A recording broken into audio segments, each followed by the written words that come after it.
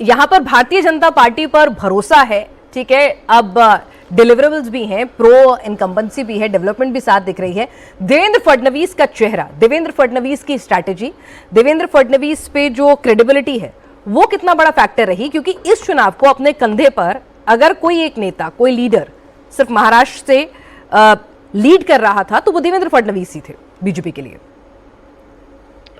I think आप देवेंद्र फडणवीस की personality, उनका काम, उनका चेहरा को सबसे बड़ा फैक्टर मान सकते हैं। ये जो नगर निकाय में जो जीत मिली है भाजपा को, आप दिखा रहे हैं कि 23 आउट ऑफ 29 में भाजपा या भाजपा अलायंस आगे है।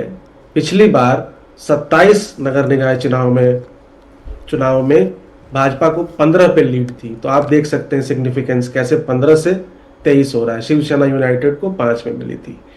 तो क्योंकि देवेंद्र फडणवीस अलग अलग वोटर्स के लिए अलग अलग उनकी एक पर्सनालिटी है। हिंदुत्व का भी चेहरा है, वो सॉलिड चेहरा है, हिंदुत्व के चेहरे को छोड़ते नहीं है। एक प्राउड मुंबई, एक प्राउड मराठी मानुस है। तीसरा, क्योंकि यहाँ पर अर्बन पॉपुलेशन है, ये यहाँ पर मिडिल क्लास, एस्पिरेशनल क्लास है, जिसको विकास, इंफ्रास्ट्रक्चर डेवलपमेंट, तो इन लोग ऐसे वोटर्स के साथ Atal Setu, coastal road, Mumbai Shanghai बनेगी एटसेट्रा, ये बातें भी इन ऐसे वोटर्स के साथ काम करती हैं। तो कहीं ना कहीं एस्पिरेशनल मिडिल क्लास को देवेंद्र फडणवीस एक सीईओ की तरह दिखते हैं। एक ऐसा इमेज है उनका जो महाराष्ट्र को जो एक नए प्रगति के पथ पर वो ले जा सकते हैं। तो आई थिंक अलग अलग वोटर्स को वो साधने में कामयाब रहे। हिंदुत्व, विकास, डेवलपमेंट और ऑफ कोर्स मराठी अस्मिता में भी के फैक्टर पे भी वो खरे उतरे नजर आते हैं। जी प्रदीप जी, एक सवाल आपसे भी कि यहाँ पर ठाकरे ब्रदर्स के लिए आप कह रहे हैं कि दोनों साथ आए और ये 75 का आंकड़ा है, एंटी इनकम्बेंसी और तमाम फैक्टर्स की उनकी पार्टी टूटी थी, पार्षद चले गए थे, तो इसमें उनके लिए कुछ ना कुछ पॉजिटिव्स निकल कर आ रहे हैं। लेकिन महाराष्ट्र में, आप पूरे महाराष्ट्र में देखें, 29 जो निगम है उनमें जो यूबीटी और साथियों का जो प्रदर्शन रहा है वो बहुत संतोषजनक नहीं है।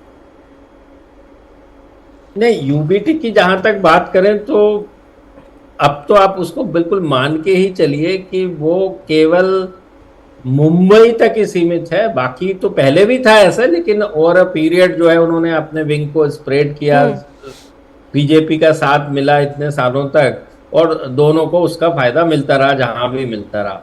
तो कोंकण की एक बात कर रहे हैं, उनके सारे के सारे नेता आप देखिए कि अब यूबीटी में बचा कौन है। कोंकण से जो नारायण राणे आते थे वो भी नहीं है, छगन भुजबल जो आते थे, ये सब इन्होंने शुरुआत में शिवसेना में एक साथ थे और आखिरी में अब ये देखिए कि शिंदे सेना और शिंदे सेना के साथ कितने लोग जा चुके हैं। तो घूम फिर के हम वापस वहीं आते हैं कि जहां तक ठाकरे ब्रदर्स और यूबीटी का सवाल है तो ये केवल मुंबई तक का ही वर्चस्व है और जो कि सामने नजर आ रहा है।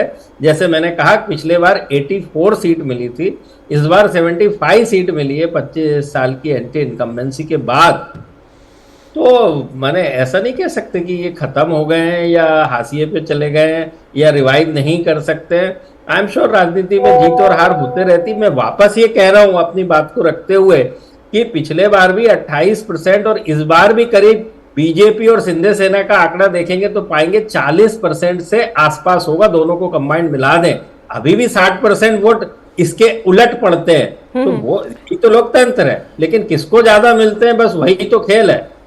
लोकसभा 14 की भी बात कर रहे हैं, 31% बीजेपी को अकेले और एनडीए को 37%। इसका मतलब 73%, 63% वोट तो दूसरे तरफ पड़े थे। तो मैंने जैसे कहा कि इट्स ऑल अबाउट कॉम्बिनेशन और उस वक्त पे कंसोलिडेशन किसके फेवर में ज्यादा हो रहा है उसकी जीत होती है। यही खूबी है लोकतंत्र की। ऐसा नहीं है कि उनको चाहने वाले, पसंद करने वाले नहीं रहे हैं, तादाद परसेंटेज में नजर आएगी, लेकिन सीट में कन्वर्जन कहां और कितना हो पा रहा है। और शिवसेना अब कहीं ना कहीं जब इतने टुकड़े हो गए, इतने लोग इधर उधर चले गए, पार्टियां छोड़ छोड़ के चली गई हैं और जो ठाकरे, बाला साहब ठाकरे की लेगेसी थी दशकों में, वो भी कहीं ना कहीं फेड आउट भी हुई है और मुंबई और महाराष्ट्र भी बहुत कुछ बदला है। तो अब शिवसेना जो है वो कितनी ओरिजिनल शिवसेना बच गई है और इसीलिए अब क्या ठाकरे ब्रदर्स के इर्द गिर्द ही शिवसेना घूम रही है?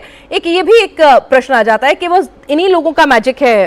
अनुज जी देखिए, जनता दल का उदाहरण, बस मैं एक ही शब्द बोल रहा था, जनता दल का उदाहरण देख लीजिए कि हर बार कोई टूटता था और निकलता था, कहते थे कि कुछ जहां भी दुनिया में कुछ टूटा है इंडिया में तो जनता दल टूटा है। लास्ट में नीतीश कुमार रहेगा जो अभी भी चीफ मिनिस्टर है, आप वहां से ले लीजिए 90s से लेके यहाँ तक तो आप पाएंगे जी जी। तो मनोज जी। हाँ, देखिए क्या है स्थिति, अभी बाल ठाकरे के बाद के जो उनके विरासत को संभालने के लिए उद्धव और एकनाथ शिंदे के जो बिखराव हुआ है, यहाँ पे कहीं ना कहीं मराठी वोटों का बिखराव हुआ है। लेकिन ये कहना कि अभी भी उनके प्रति सिंपैथी नहीं है उद्धव के प्रति मराठियों की, ऐसा नहीं है। इस रिजल्ट में भी ये साफ दिख रहा है। राजनीति में एक समय है जहां पे आप दोनों में बार बार क्यों बोला कि दोनों अलायंस का अपना कमाल है और ये दोनों अलायंस के जो वोटर एक साथ आए हैं उसकी जीत होती है। और ये निकाय चुनाव में होता क्या है कि जो भी जीत हार होती है वो कम वोटों से होती है।